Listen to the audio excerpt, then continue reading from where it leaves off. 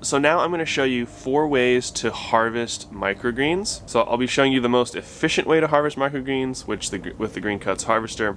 On a production scale, I'll be showing you techniques on just a home scale, how you can do it with knife and scissors as well. So as you can see, the microgreens came out fantastic. This is radish, tatsoi, broccoli, peas, sunflowers.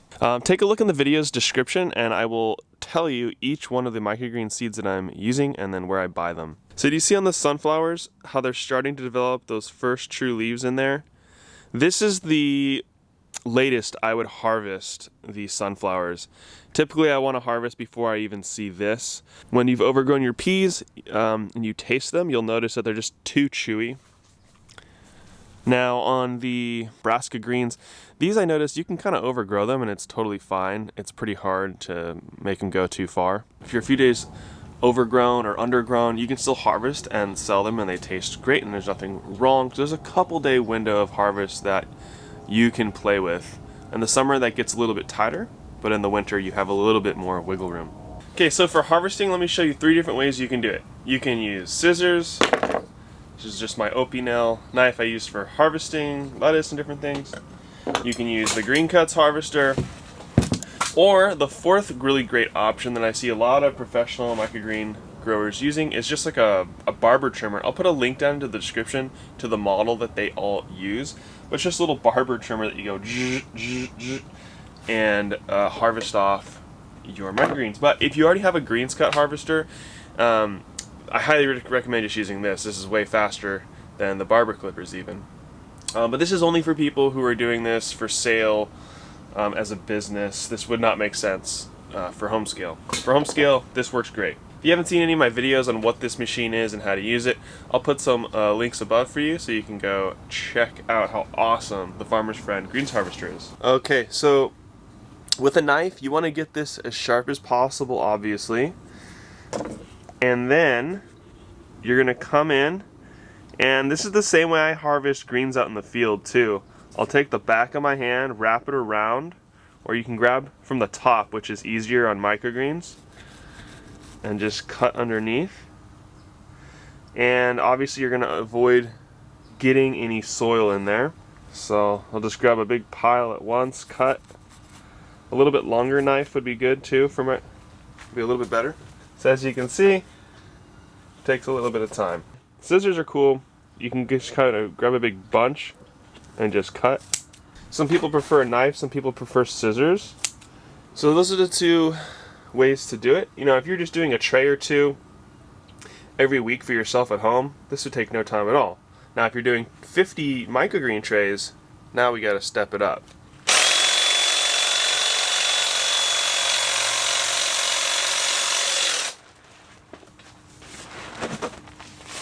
So typically the greens harvester will leave behind a little bit. So those I'll just come back in with a knife and just get it really quick. Farmer's Friend sells an attachment for the greens harvester that attaches on here and makes them really perfect cuts. But I found that I don't really need it. I can just do the little bit of excess by hand here and it's not a big problem for me.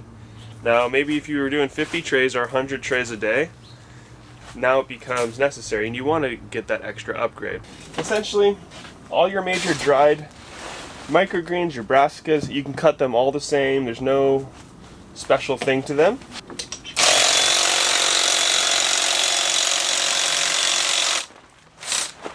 I like to harvest half of it, toss the greens back in, and then continue on. So another technique that works really well with the greens cut harvester, when I'm harvesting it on my truck, you can even brace the front. Like sometimes it's so heavy, the force of the greens harvester pushing through will actually push the tray. So sometimes you want to have something on the other end that will stop it from sliding forward. So I'll do half, toss it back into the bag, and then I'll flip this around and go back the other way. And that way it doesn't push off. Any of these microgreens on the edge, you might have noticed as I pushed forward, it was pushing some off the edge as I cut them. Well, when you spin it like that, that'll prevent that from happening. I want to make sure that I'm getting the teeth up on above this lip, and I'll actually let the harvester just kind of glide along the plastic here, or I'll slightly lift up. I usually will slightly lift up because sometimes there's more seeds or things that can get trapped near the bottom of the stems. So I'll rest it on the bottom of the tray and then I'll slightly lift up as I run the blade forward.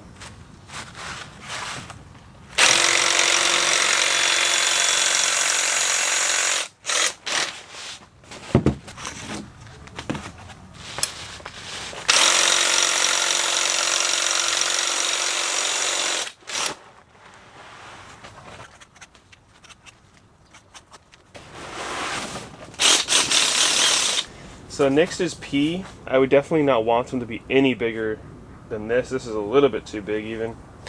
Basically, you can harvest the peas as soon as their tendrils start opening up, they're ready to harvest.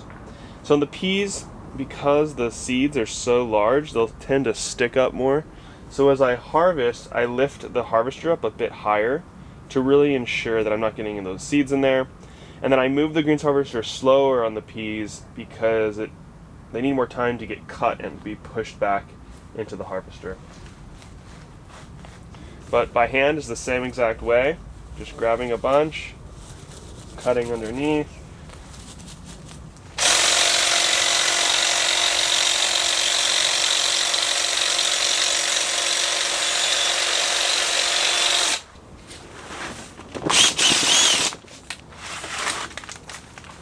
Okay, now we're on to the sunflower, which is a bit different, and what you're noticing is it has large seeds, right? So as we're harvesting and cleaning, we don't want these seeds on here. So here's a few tips for that. Number one, when you're harvesting, you want to make sure that the sunflowers are as full grown as possible, right? So as tall and as big as these leaves can get without these true leaves starting. That will ensure that most of these seeds will just pop off naturally, right? So that's number one. Number two, you need to come by before you harvest and just lightly shake the top. You can take the tray and shake it too. You want to be careful though, if you do have some perlite or other like small wood chippy type things in your soil, that can get mixed into the bottom of the roots and stuff. So just be aware of that, or just know that when you knock some of these seeds down, they fall down inside. So they do get trapped, so you can't get all of them. And then I'll show you guys how I'm getting rid of those shells as well. Okay, so that's what I do to each one of these trays, get them prepped, as many of the shells off as I possibly can, and then we'll come through and harvest.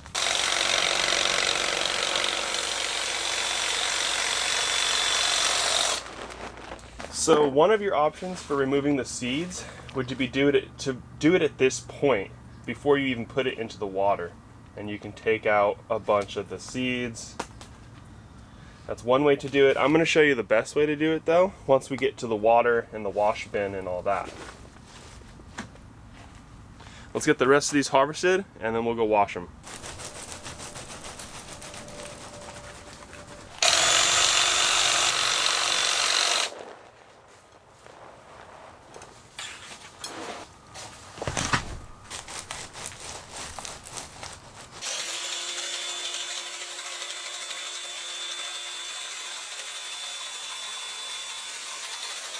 So please don't mind how messy I'm being. Normally I'd be more efficient, I would collect all this, I wouldn't be wasting as much, but this whole microgreen mix I'm making, I'm actually not going to be selling because there's no market this week, and I accidentally seeded it last week, but it worked out because now I was able to make this cool video for you guys. Alright, so now we got a gigantic amount of microgreens.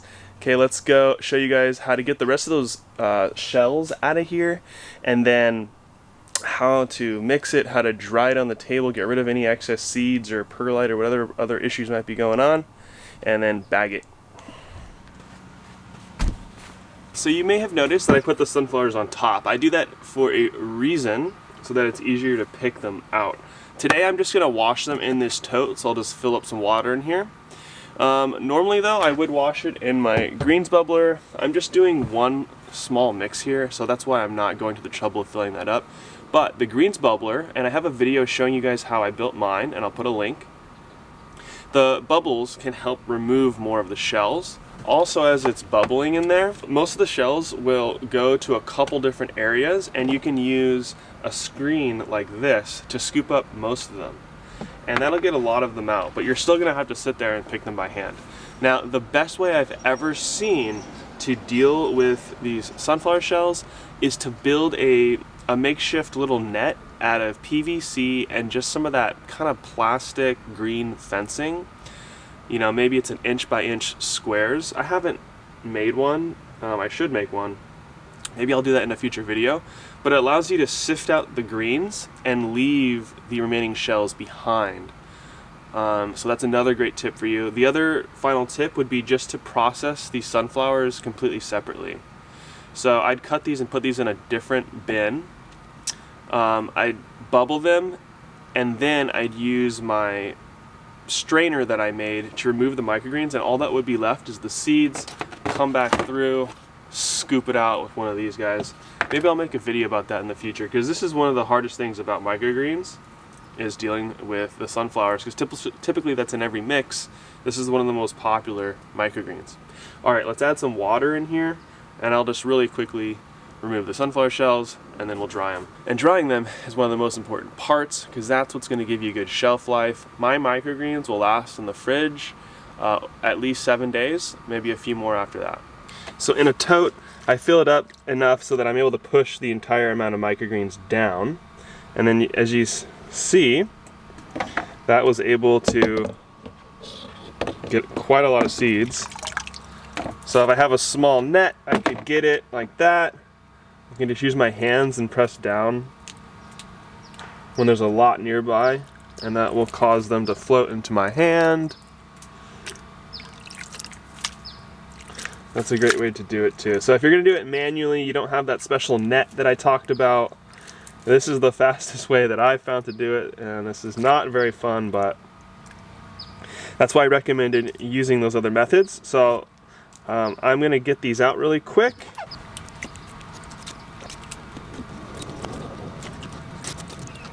Took me like 10 minutes to get all the shells out of here, in case you were wondering. So now I've gotten almost all the seed pods out of there. So now I'm just gonna take this time to mix it all. And then I'll have them, you know, I've got 5 different microgreens in here, so I wanna make sure that they're mixed really well. And then that'll give us the remaining shells as well.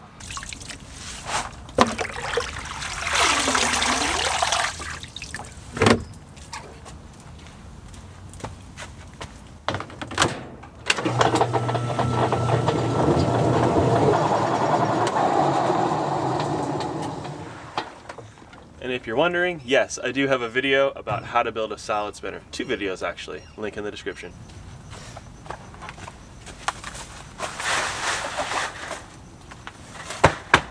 So now here, I want to get it spread out evenly across this drying table.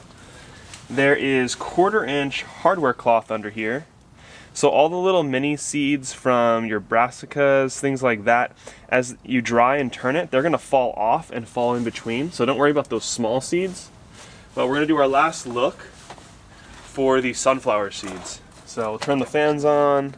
As this is drying, we'll just do one final check of sunflower seeds. Those are not fun to bite into.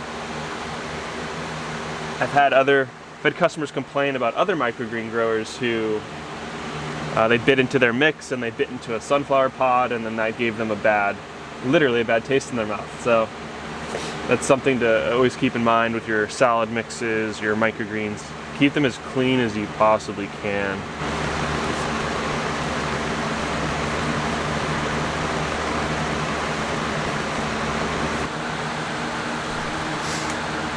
So after a couple of minutes, then I'm going to take it, very delicately pick underneath and flip. That way the bottom is not getting dried.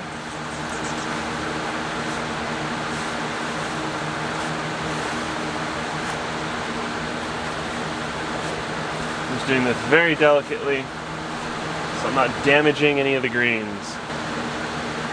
So currently you might be able to see that there's still water droplets on the leaves. I'm trying to eliminate seeing any of those water droplets. As soon as I stop seeing the water droplets on the leaves, boom, I'm gonna bag it immediately. Also, to figure out the dryness, I'm just rubbing my hands through here. I can feel that it's wet. So that's the other indicator that I use to really make sure that they're dry enough. And if they're dry enough, they will last a long time in the fridge. After I've waited another couple minutes, I'll typically will mix it one last time to get any remaining water droplets, and then I'll find the rest of the shells, and then we're ready to bag. So now for all my market gardeners out there, I would start bagging. So I would just put a nice size handful that I know is going to be close to my 4 ounces, and I'll just go ahead and bag all these up. I'll bag up 25, 30 bags. Then I will come over here and weigh all of them at the same time. And I do this to keep things more efficient. You can just add in the rest, get to your 4 ounces, bag it. Now, because of the way my market works, I have to put labels on my bags if I want to tie them. So I personally don't tie them to get around that expense and the time it takes to put labels on. Because I'm selling directly to my customers, I've found that, you know, I am the brand, so I don't need an extra label to reinforce that. But I do think labels are a great idea if you want to take the time and expense to do it. Just for me and at my scale, I haven't found it beneficial. I'll put these bags in the description that I use as well. I use these for lettuce, salad mix, all the different things for my farmers markets.